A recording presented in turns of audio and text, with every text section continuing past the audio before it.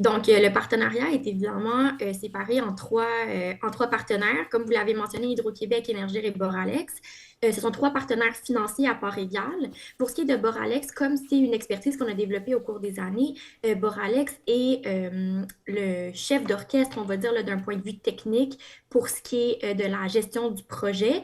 Mais toutes les décisions stratégiques se font à trois, c'est ça, à part égale entre les trois partenaires. Donc, maintenant, on y va maintenant pour le projet. Le Oui, projet des neiges qui est maintenant, qui a été étudié avec les audiences publiques, la première partie, les 5 et 6 février. Je voulais voir un peu comment ça s'est déroulé pour vous au niveau de Boralex. Qu'est-ce que vous avez quand même été contente de voir comment le tout s'est déroulé pour donner toute l'information nécessaire au commissaire qui était là pour l'audience publique? tout à fait. Les audiences nous ont permis, avec les interactions avec les participants, d'approfondir certains éléments qu'on n'avait peut-être pas pu approfondir dans le détail lors de la séance d'information publique ou bien des portes ouvertes. Donc, c'était une belle occasion là, d'aller plus en profondeur concernant certains aspects du projet. Puis, de façon générale, on a trouvé que les interactions étaient super pertinentes, très enrichissantes. Les citoyens ont posé de bonnes questions qui nous ont permis d'approfondir nos réflexions. Puis, on espère avoir été en mesure de répondre aux questions adéquatement là, de la commission afin qu'ils puissent émettre un rapport éclairé. Et entre autres, les conversations se déroulaient bien. Il y avait pas. C'est sûr que les gens avaient certaines inquiétudes, donc ceux qui ont certaines questions par rapport à tout ça, mais le tout s'est fait de façon cordiale et tout était dans le respect, j'ai bien compris. Oui, tout à fait. Les discussions sont passées dans le respect. Comme je vous dis, les gens aiment leur milieu, les citoyens aiment leur milieu, puis leurs interventions étaient très pertinentes, puis ils ont posé de vraiment bonnes questions. Donc, ça a permis d'approfondir des discussions, puis de notre côté, d'amener des pistes de réflexion sur ce qui pouvait être développé justement pour les accommoder. Notamment, durant les audiences, on a soulevé le point qu'on aimerait développer une table de concertation où des gens du milieu pourraient être invités justement à partager leurs intérêts et voir comment on pourrait être en mesure d'investir pour des projets qui seraient structurants pour la région et qui pourraient répondre à leurs besoins et leurs intérêts. Donc, oui, effectivement, tout s'est passé dans le respect. À la suite des informations qui sont données pendant l'audience, bien sûr, le point important, je pense, qui amène les discussions, c'est au niveau des distances des éoliennes. Certains souhaitent qu'on retrouve un corridor de 3 km qu'on peut retrouver, par exemple, du côté de Duchesnay, dans des secteurs où on retrouve la forêt Montmorency. Je pense que c'est l'élément un peu qui vient un peu achoper et qui amène les discussions, j'ai bien compris. Oui, effectivement. Certains citoyens demandent effectivement qu'une zone de 3 kilomètres soit ajoutée entre le pourtour du Mont-Sainte-Anne et l'éolienne la plus proche. Présentement, l'éolienne la plus proche d'une piste de ski de fond serait à environ 1 kilomètre. On parle aussi de 5 kilomètres du sommet du Mont-Sainte-Anne. Donc, mais oui, c'est ce qui a été demandé là, par certains citoyens lors des audiences et de la séance d'information publique. Donc, par la suite, vous avez émis, les gens de Boralex, un communiqué le 8 février. Mhm. J'aimerais prendre quelques instants justement pour voir les différents points, les points majeurs. On parlait maintenant d'argent, de sommes qui seraient amenées en contribution là, dans le milieu. On parle, et là, c'est bien sûr, c'est encore en discussion, c'est rien encore d'officiel, mais ça pourrait même aller autour de 80 millions qui seraient en retombée dans le secteur ici, la Côte de Beaupré, bien sûr, la MRC touche différents éléments. Exact. Donc, les informations là, dont on a discuté lors des audiences, c'est que nous sommes évidemment encore en conversation avec les communautés d'accueil. Donc, c'est rien de finalisé pour le moment.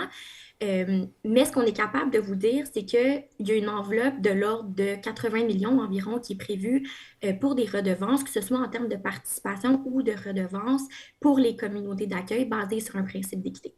Donc, ça vient, comme vous dites, il y a encore bien des discussions. Vous ne pouvez pas arriver et Oui. statuer que ça va être vraiment 80 millions, mais c'est ce qu'on retrouve actuellement dans les discussions et qui seront à voir dans les prochains moments, dans les prochains temps pour vraiment préciser le tout. Oui, exactement. Puis ça, c'est sans compter les investissements qui vont être de façon locale, là, les retombées économiques directes ou indirectes en lien avec la construction ou bien l'opération du parc. Vous avez parlé, entre autres, aussi de la table de concertation que vous Oui. voulez voir au niveau de la conciliation des citoyens. Est-ce que vous Mhm. souhaitez y aller rapidement? Bien sûr, là, on attend la finalité des audiences. Ce serait une fois que le projet serait lancé, à quel moment vous voyez ces tables de concertation? Là, pour le moment, on est encore dans une phase d'évaluation environnementale. Donc, on a encore plusieurs étapes à franchir avant d'arriver à un décret. Mais nous aimerions effectivement mettre sur pied rapidement une table de concertation de façon à établir de quelle façon on pourrait avoir un impact positif pour la communauté d'accueil et de voir comment on est capable justement de développer des projets qui pourraient être d'intérêt pour la communauté. Donc, effectivement, on aimerait mettre ça sur pied rapidement. Il y avait aussi, pendant les audiences, on avait même avant, quand vous avez fait les portes ouvertes, tout ça, les séances d'information, plusieurs simulations que vous avez préparées.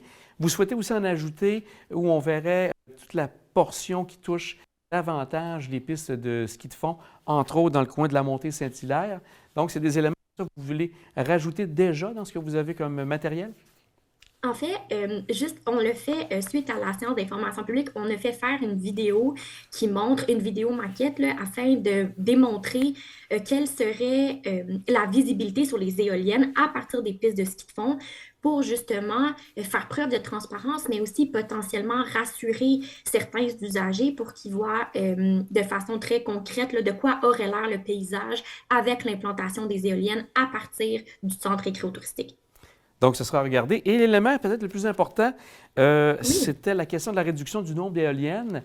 Dans le projet de base, on pourrait dire, Mhm. vous étiez à 71 éoliennes et là, maintenant, on tomberait à 57. Peut-être pour bien démêler le tout, ce n'est pas des éoliennes qui faisaient partie du corridor qui serait retiré, que les gens souhaitaient, là, le fameux corridor de 3 kilomètres. Ce sont des éoliennes qui se retrouvent un peu partout dans le parc, si j'ai bien compris. Oui, exactement. Donc, présentement, les positions actuelles que nous avons, les positions potentielles sont à 69. Donc, ça, c'est le nombre d'emplacements potentiels où on pourrait implanter des éoliennes. Maintenant que le choix de l'éolienne, de la turbine a été fait, on est capable de savoir qu'on aura besoin de 57 éoliennes, comme il s'agit d'éoliennes de 7 mégawatts. Donc, on sait qu'on en aura besoin de 57. Par contre, ces 69 positions potentielles représentent justement des endroits où on pourrait potentiellement les implanter. Comme on n'a pas terminé de faire nos sondages géotechniques, les évaluations environnementales, on a aussi des relevés terrain à faire, ce qui fait qu'on ne sait pas encore exactement où seront implantées ces 57 éoliennes.